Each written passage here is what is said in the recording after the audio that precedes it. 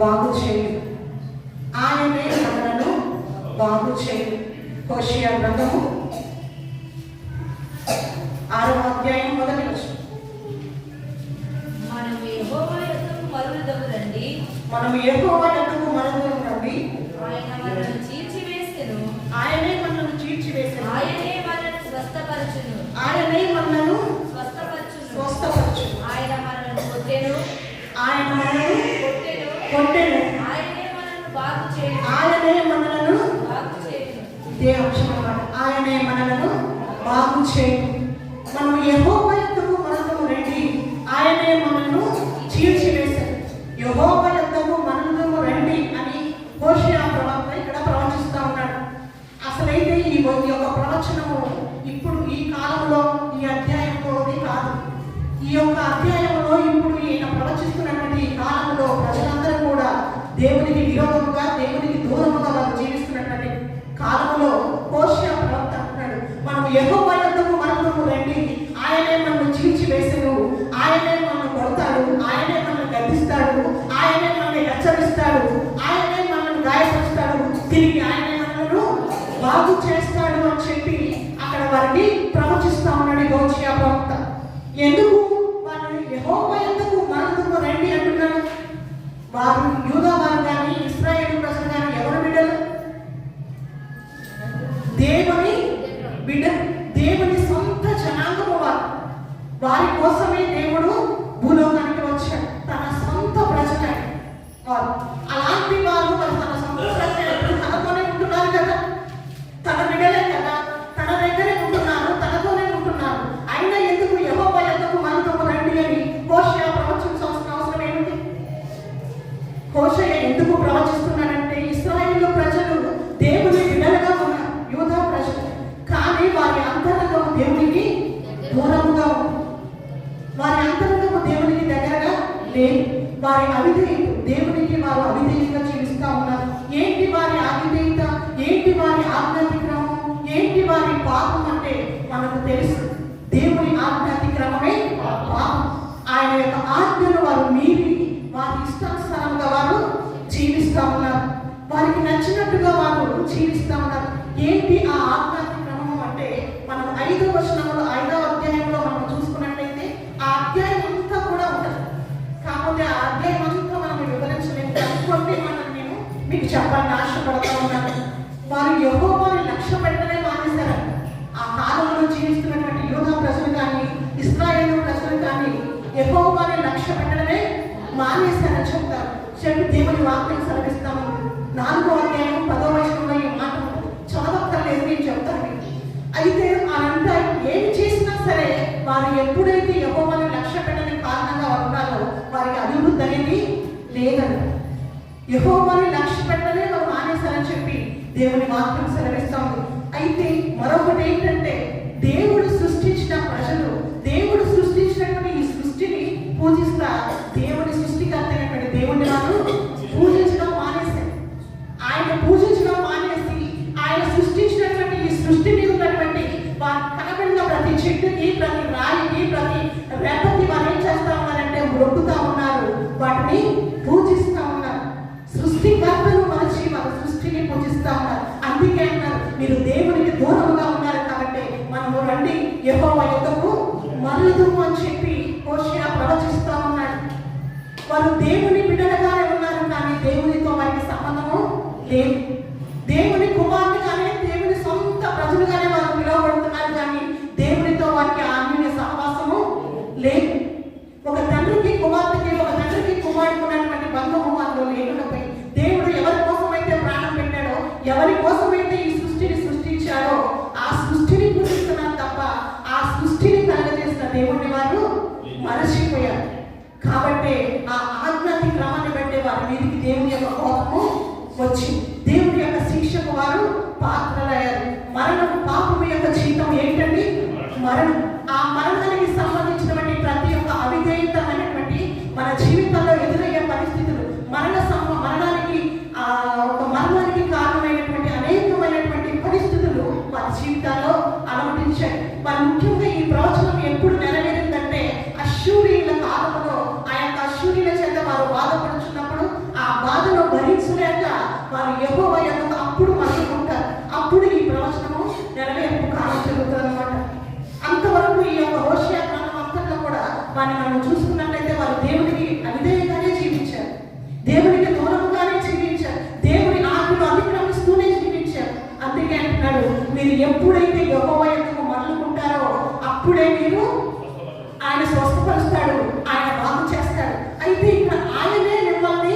కొట్టెను అని చెప్పి ఆయనే మిమ్మల్ని చీల్చి వేసెను అని దేవుని వాక్యం సెలవిస్తాము.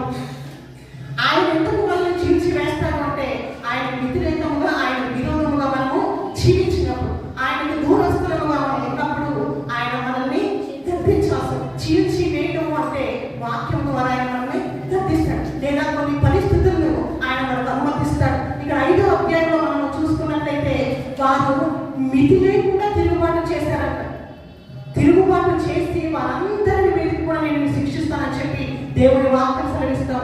5వ అధ్యాయం 2వ వచనం ఒకసారి చదువు. వారు విధి లేకుండా తిరుగుబాటు చేసి కనుక నేను వారందరినీ శిక్షించను. ఎందుకు ఆయన చీల్చివేయాల్సిన పరిస్థితి వచ్చిందంటే వారు విధి లేకుండా తిరుగుబాటు చేస్తా ఉన్నారు.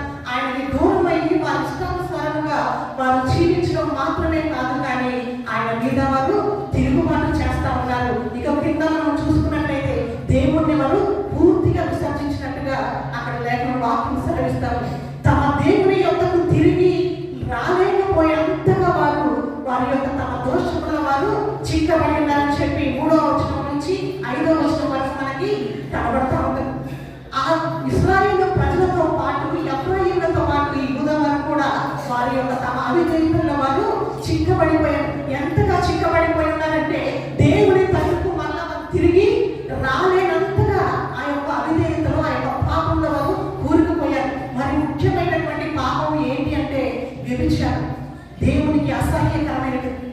ఆయన ఏదైతే చేయొద్దన్నాడో అదే వారు వ్యభిచారం. వారి అంతరాత్మ వారి హృదయం అంతా వ్యభిచారంతో నింపబడిందని చెప్పి దేవుని వాక్యం సెలవిస్తారు.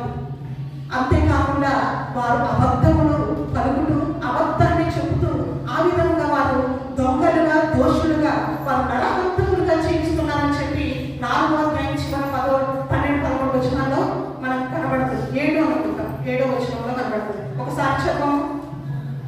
4వ అధ్యాయం హోషేయ గ్రంథం 7వ వచనం. తమకు కలిగి కలిగినది వారు నా ఎడల పాపం చేశారు కనుక 2వ వచనం అండి. 2వ వచనం చెప్పండి. అబద్ధ సాక్ష్యం, అబద్ధమాడుటయు, హత్య చేయుటయు, దొంగిలించుటయు, వ్యభిచరించుటయు, వాడుటయు, అపచారం. వారికి ఇవన్నీ చేయడం, అబద్ధములు, అబద్ధ సాక్ష్యము చెప్పటము, వ్యభిచరించటము, ప్రతిదీ కూడా వారికి నరహత్య చేయడము, ప్రతిదీ కూడా వారికి వాడుకై అంటే వారి జీవితాల్లో అది అలవాటుగా మారిపోయింది. అందువల్ల దేవుడు వారిని శిక్షించాల్సి వచ్చింది. ఆ యొక్క వారి ఆజ్ఞాతి క్రమాన్ని బట్టి దేవుడు వారిని శిక్షించవలసి వచ్చింది. ఆ యొక్క ఆజ్ఞ అంతగా వారు దేవునికి దూరస్తులుగా జీవిస్తూ ఉన్నారు. అయితే ఎప్పుడైతే వారి యొక్క ఆ అవినీతిను మన్నించి వారు తెలుసుకొని తిరిగి మళ్ళా దేవుని యొక్కకు వారు మరుదామో వస్తామో అనుకున్నప్పుడు అప్పుడు దేవుడు తన కనికరను బట్టి తన కృపను బట్టి ఆయన కనుగరిస్తానని చెప్పి అక్కడ 6వ అధ్యాయం 10వ వచనంలో 6వ వచనం చదవండి ఒకసారి. నేను బలిని కోరను గాని కనికరమనే కోరుచున్నాను. దహన బలుల కంటే దేవుణ్ణి గూర్చిన జ్ఞానము నాకు ఇష్టమైనది. ఆదాము నిబంధన మీరినట్లు వారు నా ఎడల విశ్వాసఘాతకులై నా నిబంధనను మీరి ఉన్నారు. చాలా వారు దేవునికి ఆయన బలిని కోరే దేవుడు కాదు. ఎప్పుడైతే వారు తమ అవిధేయతను తెలుసుకొని తాము వారు తగ్గించుకొని పశ్చాత్తాపడి దేవుని తట్టు తిరుగుతారో అప్పుడు ఆయన కనికరించే దేవుడు అని చెప్పి హోషేయ ప్రవశిస్తా ఉన్నాడు. ఎప్పుడైతే మీ అవిధేయతను మీరు విడిచిపెడతారో, ఎప్పుడైతే మీ పాపాన్ని మీరు విడిచిపెడతారో, ఎప్పుడైతే మీరు దేవుని తట్టు తిరుగుతారో అప్పుడు దేవుడు కనికరము కలిగిన దేవుడు కాబట్టి ఆయన మిమ్మల్ని చేర్చుకుంటాడు. ఆయన బలిని కోరే దేవుడు కాదు, కనికరమనే కోరుకుంటాడు. అయితే ఎందుకు మీరు ఇది శిక్ష అనుభవించాల్సి వస్తుందంటే ఆదాము నిబంధన ఎలాగైతే మీరేనో వీరు కూడా నా విషయంలో విశ్వాసఘాతకులై నా నిబంధనను మీరి వీరు పాపము చేసి ఉన్నారు కాబట్టి ఈ శిక్ష వారి మీదకి వచ్చింది. అయితే దేవుడు అంత శిక్షించిన విషయంలో మాత్రమేనా మనల్ని బాగు చేస్తాడు? ఒకవేళ మనం తెలిసి తెలియని పాపంలో తెలిసి తెలియని అవినీతిలో పడ్డప్పుడు దేవుడు మనల్ని చీల్చి వేస్తాడు. ఆయనే మనల్ని కొడతాడు, ఆయనే మనల్ని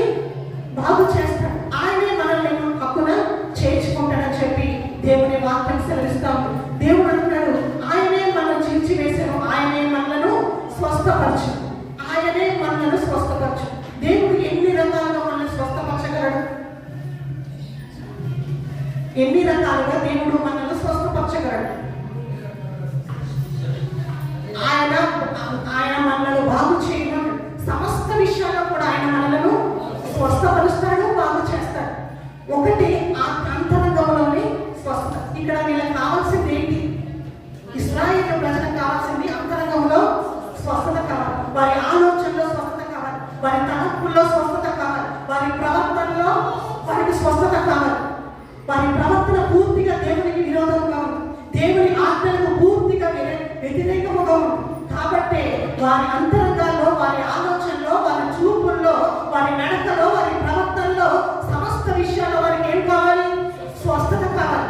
అందుకే అన్నాడు, ఆయన నిన్ను చీల్చి వేసినా కూడా ఆయన నిన్ను బాగు చేస్తాడు.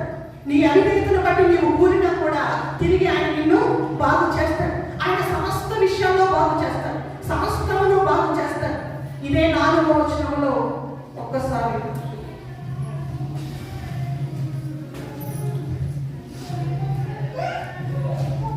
5వ వచనము, 5వ అధ్యాయము 13వ వచనం చదవండి. తాను రోగి అవుట ఎఫ్రాయిము చూచెను, తనకు పుండు కలుగుట యూదా చూచెను. అప్పుడు ఎఫ్రాయిము అష్షూరీయుల యొద్దకు పోయెను. రాజైన యారేబును పిలుచుకొనెను. అయితే అతడు నిన్ను స్వస్థపరచ జాలడు, నీ పుండు బాగు చేయ జాలడు. అయితే ఇక్కడ దేవుడు వారికి కలిగినటువంటి శిక్ష వారి మీదకి వచ్చినప్పుడు వారికి కలిగిన ప్రతి గాయమును, వారి పుండును యూదా వారు చూశారు, ఎఫ్రాయిము వారు చూశారు. అయితే చూసి ఎఫ్రాయిము ఆయన అష్షూరీయుల రాజు దగ్గరికి వెళ్తా ఉన్నాడు. ఆ రాజును మేము తెలుసుకొచ్చుకుంటాము, ఆ రాజు మమ్మల్ని స్వస్థపరుస్తాడు, ఆయన మమ్మల్ని బాగు చేస్తాడని చెప్పి వారు భ్రమపడతా ఉన్నారు. అయితే దేవుడు అంటా ఉన్నాడు, నీవు వారి దగ్గరికి వెళ్తావు, వారిని పిలుచుకుంటావు, కానీ ఆ రాజు నిన్ను స్వస్థపరచ జాలడు. ఆయన నీ పుండును బాగు చేయలేడు. నిన్ను బాగు చేసేవారు ఎవరైనా ఉన్నారంటే, నిన్ను స్వస్థపరిచేవారు ఎవరైనా ఉన్నారంటే అది నేనే. నేను తప్ప వేరొక దేవుడు లేడు. నేనే దేవుడను. నా ద్వారానే నీకు స్వస్థత, నా ద్వారానే నీకు విడుదల, నా ద్వారానే నీకు విమోచన తప్ప వేరొకరి ద్వారా నీవు బాగుపడలేవు, వేరొకరి ద్వారా నీవు స్వస్థత పొందుకోలేవు. కాబట్టి తిరిగి నీకు నా యొద్దకు రమ్మని చెప్పి కోషగా ప్రవేశిస్తున్నాడు. ఎప్పుడైతే మీరు మీ అవిధేయతను విడిచి దేవుని యొద్దకు మరలుకుంటారో అప్పుడు ఆయన మాత్రమే మిమ్మల్ని బాగు చేయగలడు, ఆయన మాత్రమే మిమ్మల్ని స్వస్థపరచగలడు. నయమానుకి శరీరం మీద ఒక బలహీనత, ఒక అనారోగ్యం, శారీరకమైన సంబంధమైనటువంటి స్వస్థత కోసం ఆయన అనేక మందిని సంప్రదించారు. అయితే ఆ యొక్క కుష్టు అది ఎక్కడికి కూడా బాగు అవ్వదు. నయమాను అనుకున్నాడు, నాకు ఈ శరీర స్వస్థత వస్తే చాలు, నా శరీరము బాగుపడితే చాలు. కానీ దేవుడు నయమాను పట్ల గొప్ప ప్రణాళిక కలిగి ఉన్నాడు. తను ఏ విధంగా ఆయన స్వస్థపరచాలో, ఏ ఏరియాలో తనను బాగు చేయాలో దేవునికి ఒక ఆలోచన ఉంది, దేవునికి ఒక ప్రణాళిక ఉంది. ఆయన నయమాను పరాక్రమశాలి, యుద్ధ వీరుడు. ఆయన యొక్క అధిపతి, తన మీద ఉన్నటువంటి రాజుకి ఆయన దయ పొందుకున్నటువంటి వాడు. దేవుని వాక్యం సెలవిస్తావు, నయమాను పొందుకున్నటువంటి విజయాల్లో ప్రతి ఒక్క దాంట్లో కూడా దేవుడు తనకి తోడై ఉన్నాడని చెప్పి ఆయనకి తన రాజు ఏదైతే పని అప్పచెప్పాడో, తనకు అప్పచెప్పిన పనిలో నయమానుకు జయమే కానీ అప్పచెయ్యమన్నది ఎక్కడ లేదు. అంతటి విజయ వీరుడు నయమాను. అయితే ఆయన బలహీనతను బట్టి ఆయన స్వస్థత పొందుకోవాలి అనుకున్నాడు, కానీ అది ఆయన వల్ల కాలేదు. తన ఇంటిలో ఒక చిన్నది చేయి, ఆ చిన్నదాని వల్ల ఆ యొక్క స్వస్థతను తను పొందుకోగలిగాడు. ఆ స్వస్థత కూడా ఎలా పొందుకోగలిగాడు అంటే, మొదట తన శరీరానికి ఆయన దేవుడు స్వస్థత ఇవ్వలేదు. మొదట తన హృదయాన్ని, తన హృదయ గర్వాన్ని ఆయన స్వస్థపరచాలనుకున్నాడు. తన అంతరంగాన్ని ఆయన శుద్ధి చేయాలనుకున్నాడు, ఆయన బాగు చేయాలనుకున్నాడు, తన తలంపుని బాగు చేయాలనుకున్నాడు. ఈ యొక్క స్వస్థత కోసము ఆయన ఎలీషా ప్రవక్త దగ్గరికి వచ్చినప్పుడు వచ్చిన మొట్టమొదటిసారి ఆయన రథము దిగడు. ఎలీషా ప్రవక్త కోసం అనేకమైనటువంటి విలువైనటువంటి బంగారాలు, అనేకమైనటువంటి సామాగ్రి తీసుకొని వస్తాడు. తీసుకొని వచ్చి తాను మనసులో ఒకటి అనుకుంటాడు, ఏమని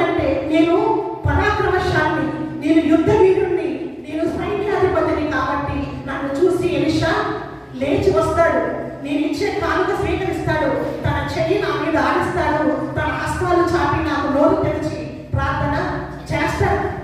తనలో తాను ఒక ఊహ చిత్రాన్ని గీసుకొని అక్కడికి వచ్చాడు ఎలీషా ప్రవక్త దగ్గరికి. కానీ మన ఆలోచన ప్రకారము, మన తలంపుల ప్రకారము, మనము కోరుకున్న విధముగా వెళ్తే మనకు స్వస్థత దొరకదు. ఆయన ఉద్దేశించిన ప్రకారము, ఆయన చిత్త ప్రకారము మనం ఎప్పుడైతే ఆయనకు మనం లోపడతామో అప్పుడే మనకి స్వస్థత కలుగుతుంది.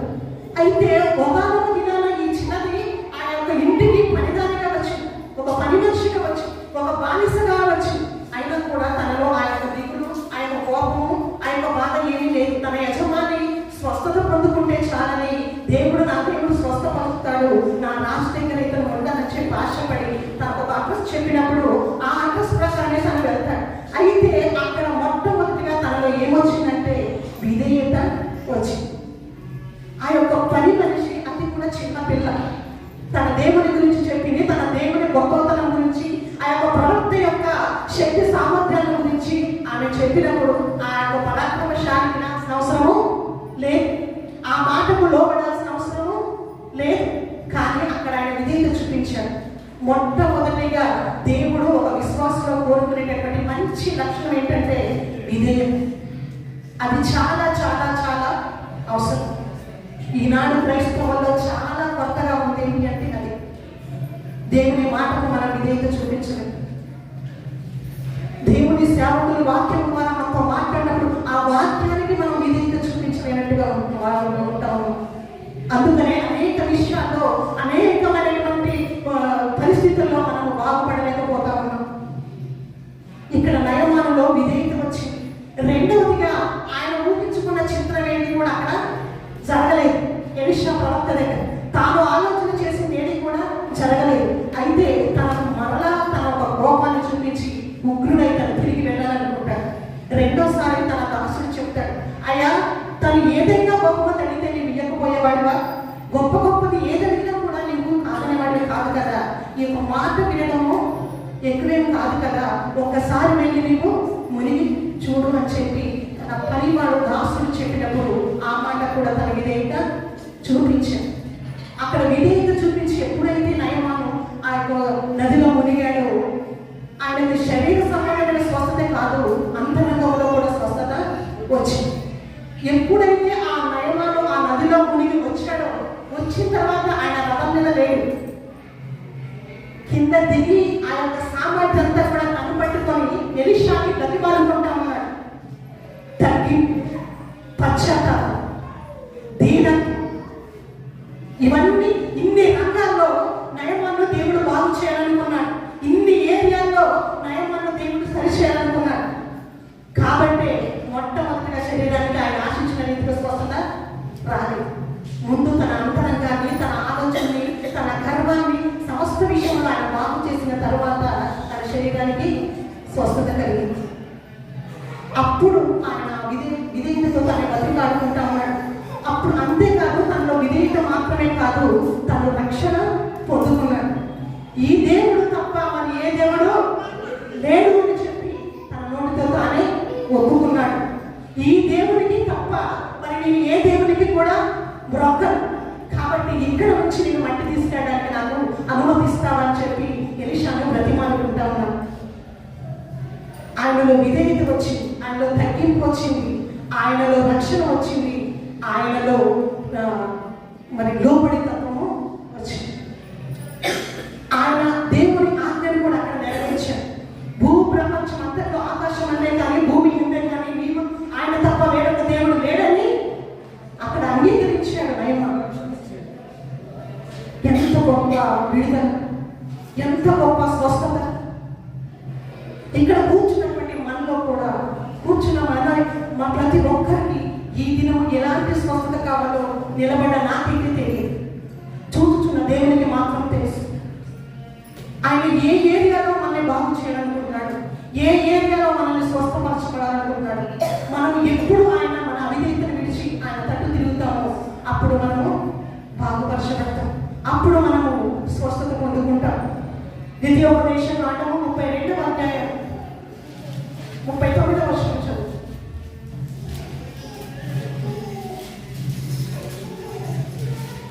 ఇదిగో నేను ఇదిగో నేను నేనే దేవుడను. నేనే దేవుడు, నేను తప్ప నేను తప్ప మరొక దేవుడు లేడు. వేరొక దేవుడు లేడు. లేడు. మృతునందుచువాడు, మృతి నొందించువాడును బ్రతికించువాడును బ్రతికించువాడును నేనే.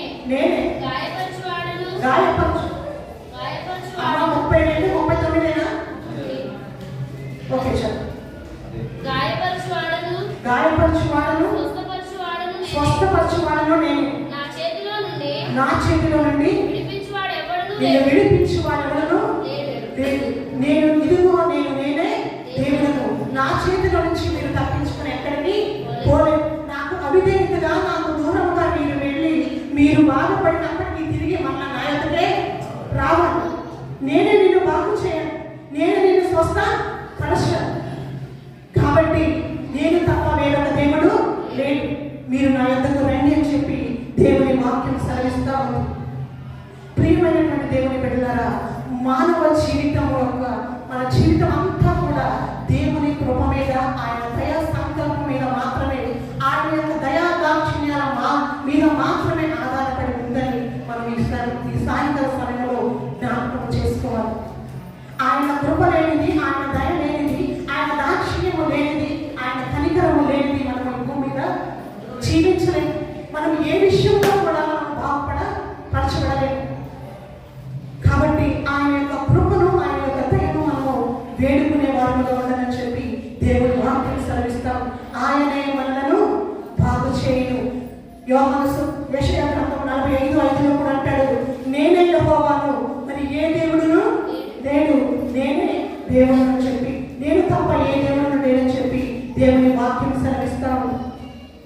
ప్రతి విషయంలో కూడా ఆయన మనల్ని స్వస్థపరచగలరు. అయితే ఇప్పటి వరకు మనం చూసుకున్నది ఇశ్రాయేలు ప్రజలను బట్టి ఆ యొక్క యూదా ప్రజలను వారికి కావాల్సినటువంటి స్వస్థతను మనము చూసుకున్నాం. అయితే ఇప్పుడు శారీరక సంబంధమైనటువంటి స్వస్థతలో కొన్ని దేవుడు ఆ యొక్క జీవ గ్రంథంలో కొంతమందిని ఆయన అనేక మందిని స్వస్థపరిచాడు. అయితే కొన్ని మాత్రమే నేను మీ ముందు ఉంచాలని ఆశపడతా ఉన్నాను. మార్కు సువార్త మత్తయి సువార్త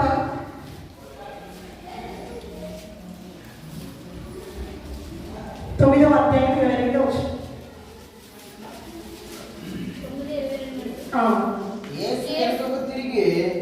యేసు వెనుకకు తిరిగి ఆమెను చూసి కుమారి ధైర్యముగా ఉండుము, నీ విశ్వాసము నిన్ను బాగుపరచునని చెప్పగా ఆ గడియలోనే ఆ స్త్రీ బాగుపడేది. అంతలో యేసు ఆ అధికారి ఇంటికి వచ్చి చాలు, అక్కడ వరకు చాలు. యేసు వెనుకకు తిరిగి ఆమెను చూచి ధైర్యంగా ఉండము చెప్పి ఆయన స్త్రీతో చెప్తున్నాడు, నీ విశ్వాసమే నిన్ను బాగు చేస్తుంది, నీ విశ్వాసమే నిన్ను స్వస్థపరుస్తుంది. ఎవరైతే దేవుని యొక్క విశ్వాసం ఉంచుతారో వారికి దేవుడు స్వస్థపరుస్తారు, వారిని బాగు చేస్తారు. ఆ యొక్క స్త్రీ గురించి మనకు తెలుసు. ఆమె తన ఎంత విశ్వాసం వచ్చి తన యొక్క వస్త్రము చేతుని తాకినప్పుడు ఆమె స్వస్థత. ఆ గడియలోనే కుమారి ధైర్యంగా ఉండుము, నీ విశ్వాసం నేను బాగు చేశానని చెప్పినప్పుడు ఆ గడియలోనే ఆమె స్వస్థత పొందుకుని. మార్కు సువార్త 7వ అధ్యాయం 37వ వచనంలో కూడా అంటాడు, ఈయన సమస్తమును బాగుగా చేసి ఉన్నాడు, చెప్పి వారు వినినట్లుగాను మూగవారు మాట్లాడినట్లుగాను చేయించున్నాడని చెప్పుకొని అపరిమితముగా ఆశ్చర్యపడి వారు ఆశ్చర్యపడి ఆయన సమస్తమును బాగుగా చేసి ఉన్నాడని చెప్పి వారు ఏం చేస్తున్నారు, చెప్పుకొనిచున్నారు. వారు ఆయన చెవిటి వారికి వినున్నట్లుగా చేయగలిగిన దేవుడు, మూగ వారికి ఆయన మాటనిచ్చే దేవుడు, నడక లేని వారికి ఆయన నడకనిచ్చేటటువంటి సమస్త విషయాలు ఆయన సమస్తమును బాగు చేసి ఉన్నాడని చెప్పి వారు అక్కడ చెప్పుకొనొచ్చు. వారు ఆశ్చర్యపడతా ఉన్నారు. సమస్త విషయాల్లో కూడా ఆయన మనను బాగు చేస్తున్నాడని చెప్పి వారు ఆశ్చర్యానికి కూడా గురవుతూ ఉన్నారు. మన దేవుడు సమస్త విషయాల్లో కూడా ఆయన మనను బాగు చేసే దేవుడు. కొన్నిసార్లు మన జీవితాల్లో మన యొక్క తొందరపాటు నిర్ణయాలను బట్టి, మన యొక్క ఆవేశాలను బట్టి, మనం తీసుకున్నటువంటి నిర్ణయాలను బట్టి కూడా మన జీవితంలో అనేకమైనటువంటి ఒడిదుడుకులు సరిచూస్తాం. ఆ యొక్క ఒడిదుడుకుల్లో మనం అనుకుంటాం, మా జీవితం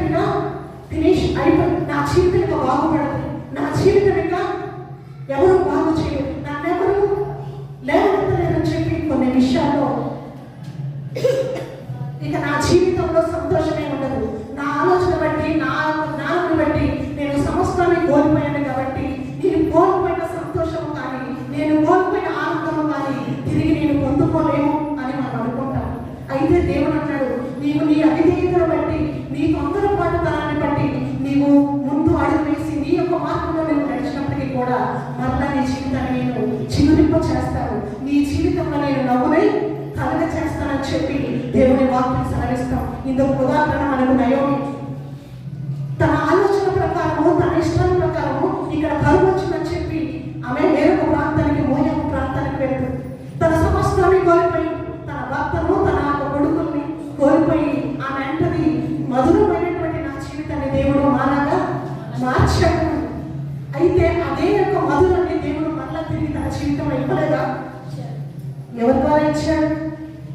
రూతు ద్వారా ఇచ్చాడు.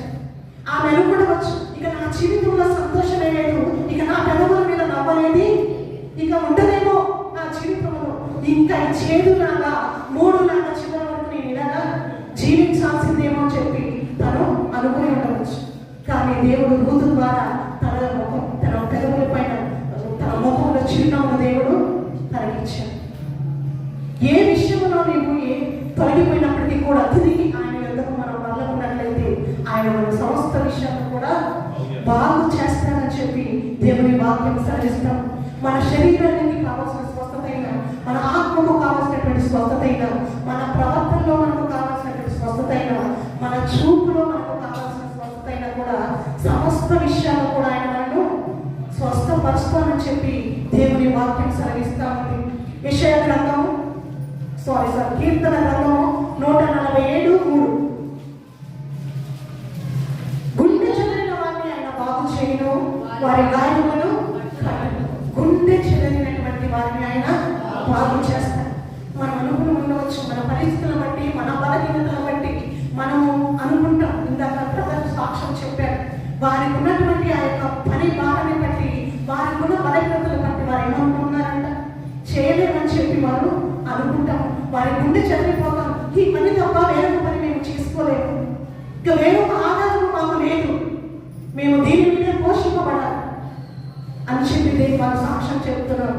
వారి యొక్క మనసులో ఆ బాధ ఉండి ఉండవచ్చు, నా ఆరోగ్యం సహకరించట్లేదు, నా భార్య ఆరోగ్యం సహకరించడం లేదు, మేము దీన్ని చేయలేకపోతున్నాము, ఇక మా బ్రతుకేంటి, మేము ఎలా జీవించాలి, నా బిడ్డల భవిష్యత్తు ఏంటి అని చెప్పి నీవు గుండె చెదిరిన ఈ సమయంలో నువ్వు బాధపడుతున్నావేమో.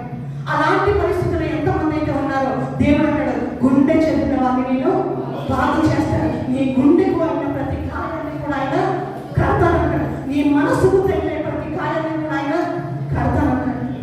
ఏ మనిషి యొక్క మాటను మనం పట్టించుకోవాలి. ఆ యొక్క మాటల వల్ల కలిగే నొప్పి కూడా దేవుడు మనకు కలిగించాడు.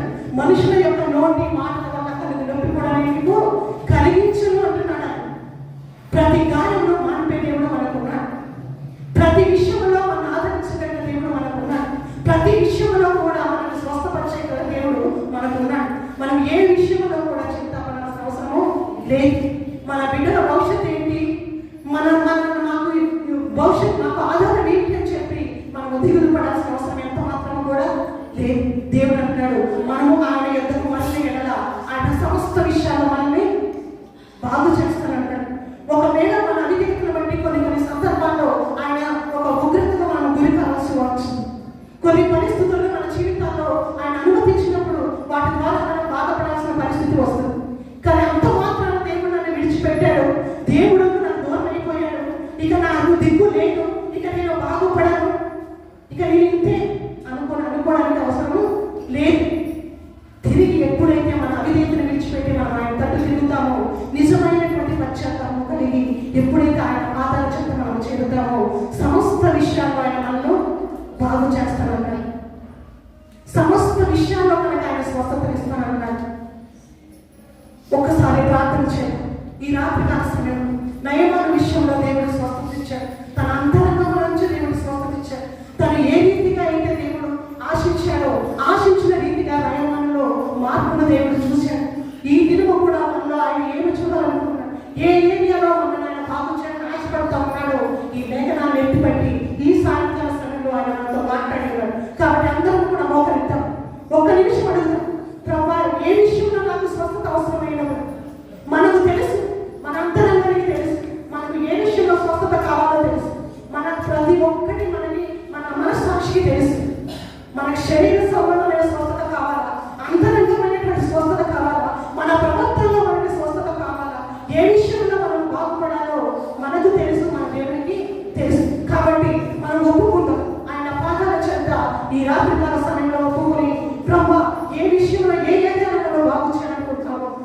బాగు చేయ. నేను నీ తట్టు మళ్ళుతున్నాను తండ్రి. అయ్యా నీ తట్టు నేను తిరుగుతున్నానయ్యా. ఇప్పటి వరకు నేను జీవించిన జీవితం ఇంకా చాలయ్యా. ఈ జీవితాన్ని నేను విడిచిపెడతాను అయ్యా. నీ యొక్కకు నేను మళ్ళుకుంటాను. నీ తట్టు నేను తిరుగుతున్నాను ప్రభు. నన్ను బాగు చేయ, నన్ను స్వస్థపరచాయని చెప్పి ప్రతి ఒక్కరూ ప్రార్థన చెప్పి మళ్ళీ మనం దేవునికి అప్పగించుకుందాం.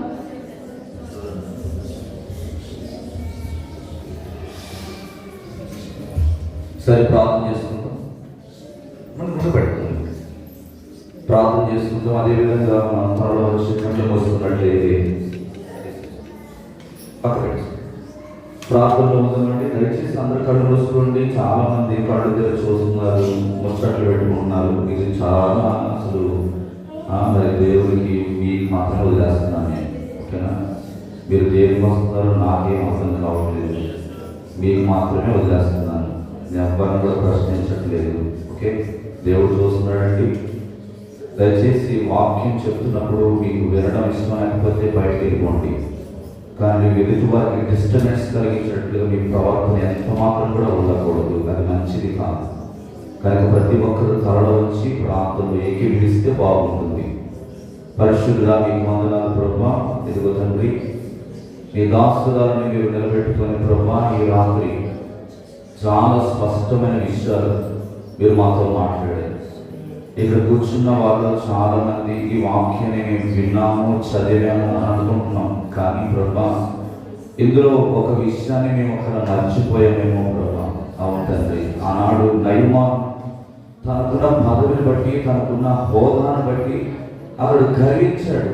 మొదట్లో ప్రభా కనీసం తన రథము కూడా దిగి రాలేదు ప్రభా.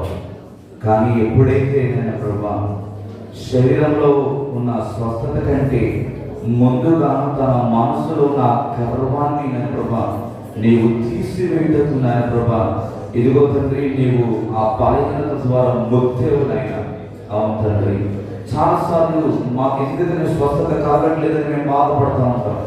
నాకు ఎంత ప్రార్థన చేసినా ఎందుకు నా రోగం నన్ను విడిచిపెట్టి పోవట్లేదు, నాకు ఈ సమస్య ఎందుకు నన్ను వదిలిపెట్టట్లేదు, నాకు ఈ అనారోగ్యం నన్ను ఎందుకు విడిచిపెట్టట్లేదని మేము ఆ దాని మీద ఫోకస్ చేస్తూ ఉంటాం నాయన.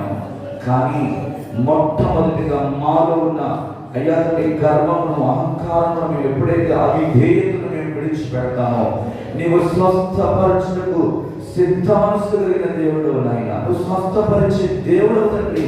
ఇదిగో నేనే నేను స్వస్థపరచువాడని ఎన్నో మాటలు నీ దాసులను నోటి నుండి మీరు పలికించారయ్యా. ఎప్పుడైతే ఆ చిన్నది చెప్పిందో, ఆ దాసుడు చెప్పాడో, అయ్యా తండ్రి తాను రథము దిగి వచ్చిన ప్రభా దైవ దాసుని కలుసుకుంటున్నాడు ప్రభా. అవునయ్యా, మాలో కూడా ఎన్నోసార్లు మాకున్న అయ్యా తండ్రి అంతస్తులను బట్టి కావచ్చు, మాకున్న పేరు ప్రఖ్యాతులను బట్టి కావచ్చు, మాకున్న తిరిగితాడును బట్టి, ధనాన్ని బట్టి, బలాన్ని బట్టి, బంధ వర్గాన్ని బట్టి ఎన్నో విషయాలు మేము విర్రవీగుతూ ఉండొచ్చేమో ప్రభా. దయచేసి ఆ విర్రవీగి తనమంతటిని కూడా తొలగించుకుని ఆజ్ఞాపిస్తున్నాను. నీకు సంపూర్ణంగా మేము విధేయత కలిగి జీవించడం కాక విధేయత మాకు నేర్పించండి నాయన. లోబడే మనసు మాకు నేర్పించండి. ఉదయకాలం కూడా మీరు మాట్లాడే మనిషి జీవితము, తన తండ్రి హిజ్కియా, తన తల్లి ఇద్దరు కూడా మంచి ప్రార్థనా పరులు ప్రభా, దైవ భక్తి కలిగిన బిడ్డలు. కానీ మనుష్యని మాత్రము సరైన రీతిలో పెంచలేకపోయాడు ప్రభా హిజ్కియా. కానాను ద్వారా ఇదిగో తాను అవిధేయుడై 12 సంవత్సరాలకే రాజు అయిపోయాడు. 55 సంవత్సరాలు పరిపాలించినప్పుడు లోకానుసారమైన జీవితం జీవించాడయ్యా. శరీరేచ్ఛల చేత నింపబడ్డాడు, లోకం వైపు పరిగెత్తాడు, పైరు దేవతను ఆరాధించాడు. ప్రజలందరిలో ఆ కాలంలో చెడ్డ వ్యక్తిగా పేరు తెచ్చుకున్నాడు. కానీ నువ్వు విడిచిపెట్టలేదు, నువ్వు వదిలిపెట్టలేదు ప్రభా, నువ్వు విడనాడలేదు నాయన.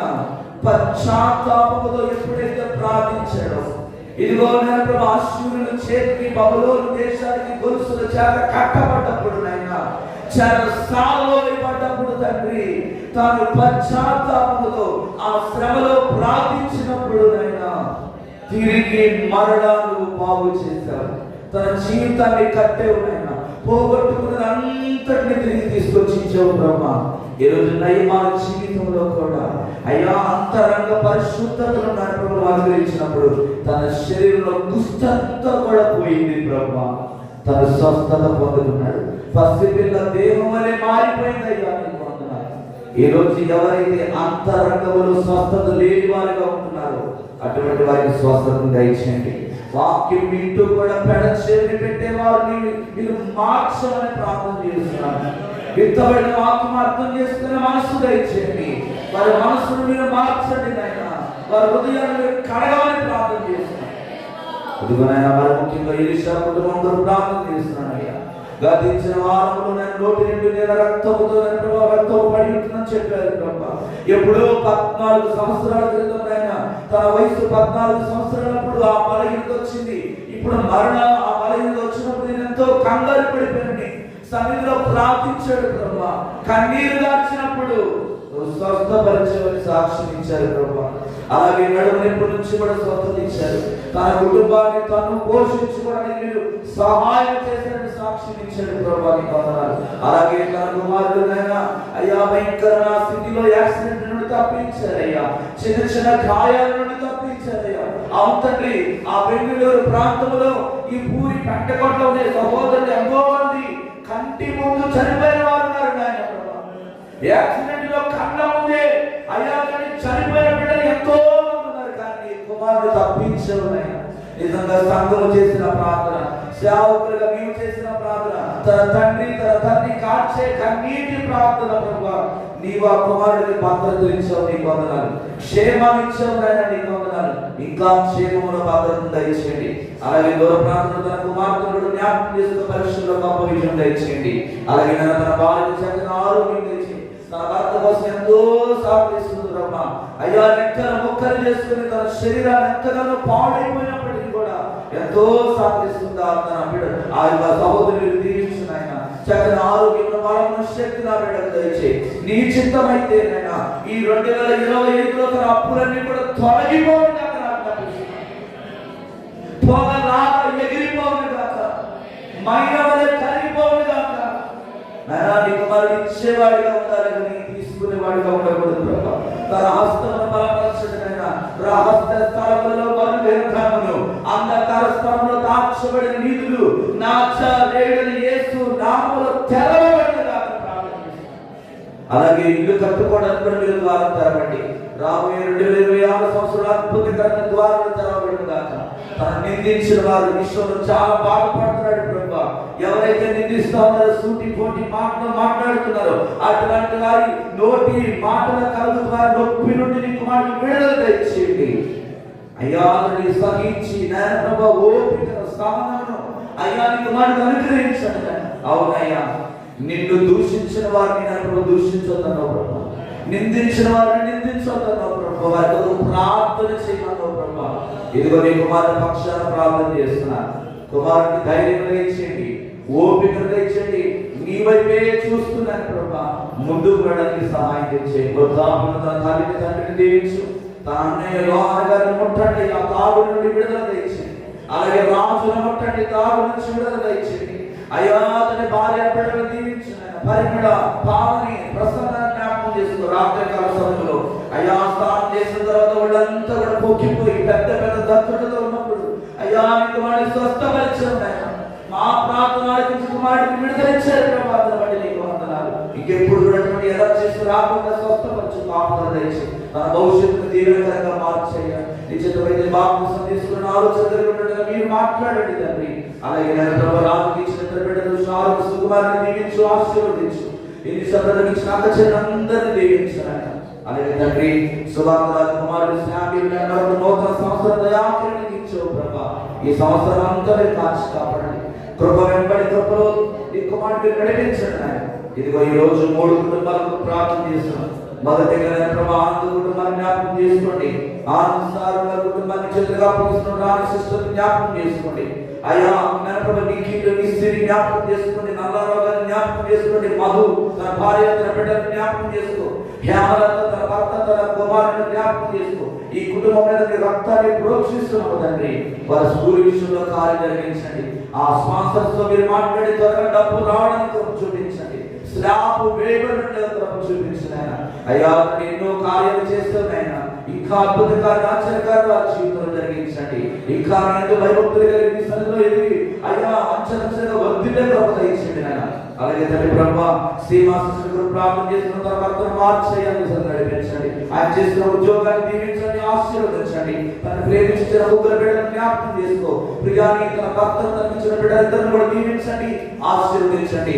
లూదియానా ఉద్యోగం రావడానికి చూపించండి. ఒంటరిగా ఉన్నాడు కాబట్టి చూడండి, కాపుదల తెచ్చండి. అలాగే సంతోషం ద్వారా ప్రాంతంలో పనిచేసుకుంటున్నాడు ప్రభా, సంతోషించుని కార్యం కృపాన్ని కనికరం తెచ్చి తన జీవితంలో అద్భుత కార్యం తెచ్చి తన భార్య తన కుమారుడు అందరినీ నడిపించండి ప్రభావం పొందాను. ఆ కుటుంబాన్ని కట్టండి, దీవించండి. అలాగే ప్రభా నిశ్చితమైన పెద్ద గృహం కట్టుకోవడానికి మీరు పాడుతారండి. ఆ చిన్ని గృహంలో చాలా ఇబ్బంది పడుతున్నారు తండ్రి, పెద్ద గృహం వారికి దయచేసి కార్యాలు జరిగించున్నాయన. అలాగే తండ్రి ప్రభా మీరు ప్రార్థన చేసిన తర్వాత దీవించున్నాయన. అయ్యా ఏ గొర్రెలు ఆశీర్వదించుదండి.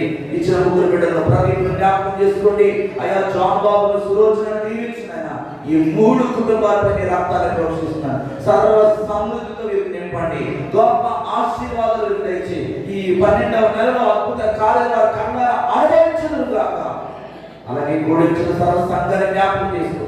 ఉషాగర్భం నుంచి కంచి అయిపోతాం. ఈ నెల డెలివరీ ఇచ్చేప్పుడు 4వ డెలివరీ తెచ్చండి. ప్రిస్కిలకు 4వ డెలివరీ తెచ్చండి. భారతి గర్భం చుట్టూ కంచి గర్భఫలం లేని వారికి భవాని గర్భాన్ని తెరవండి. ఎవరికైతే పిల్లలు లేక బాధపడుతున్నారు పిల్లలు మీరు దయచేయండి. అలాగే నేను ప్రభుత్వండి బ్లెస్సింగ్ మంచి ఆరోగ్యం తెచ్చి బలహీనమైన ప్రతి బిడ్డను స్వస్థపరచున్నాయన, రోగులను స్వస్థపరచండి. ఇరుకుల్లో ఇబ్బందులు ఉన్న వారికి విశాలతను దయచేయండి.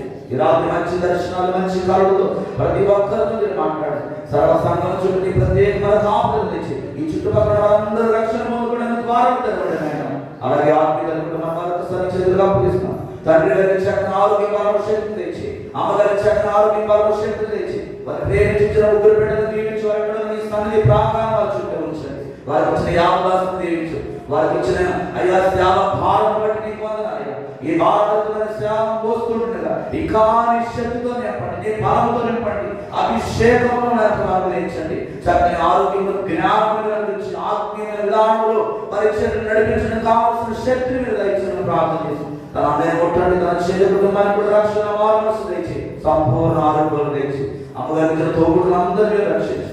నాన్నగారి తోబుట్టులు అందరినీ రక్షించండి. ప్రతి కుటుంబాన్ని ఈ చేతులు అప్పగిస్తూ ఈ రాత్రి నా కుమారుడు ప్రయాణంలో ఉండడం క్షేమంగా నడిపించి నీ సన్నిధిలో తోడుగా వచ్చి నడిపించమని ప్రార్థన చేస్తూ సర్వ సంఘాన్ని చేతులు అప్పగిస్తూ వాక్యం అందించండి. రాష్ట్రాన్ని ఇంకా ఆత్మతో నింపి నడిపించమని బహుబలంగా మీరు వాడుకోమని సమస్త స్తుతి ఘనత మహిమ ప్రభువు నీకు మాత్రమే ఆరోపిస్తూ మమ్మల్ని తగ్గించుకుంటూ నీ నామమును హెచ్చిస్తూ యేసు పరిశుద్ధ నామములో ప్రార్థించి స్తుతించి విశ్వాసంతో ఈ మనలను అడిగి పొందుకున్నాము తండ్రి. ఆమేన్. మా పరమ దేవుని ప్రేమ, కుమారుడు రక్షకుడు యేసుక్రీస్తు వారి కృప, పరిశుద్ధాత్మ దేవుని నిత్యమైన సమాధానం సంగతి ప్రత్యేకంగా ఈశ్వర కుటుంబానికి, కూడిన సర్వ సంఘానికి, ఆత్మీయ కుటుంబానికి, లోకముల సకల పరిశుద్ధులకు ఆయన కృప సదాకాలంతో నడిపించును గాక. ఆమేన్. శ్రద్ధవేచి శివరక్తవేచి ప్రవేశ సంపూర్ణించి అపవాదుల అనంత నాశనం యేసు నామానికి జయము కలుగును గాక. ఆమేన్. ఆమేన్. అందరికీ వందనాలు. అందరికీ ప్రైజ్ లో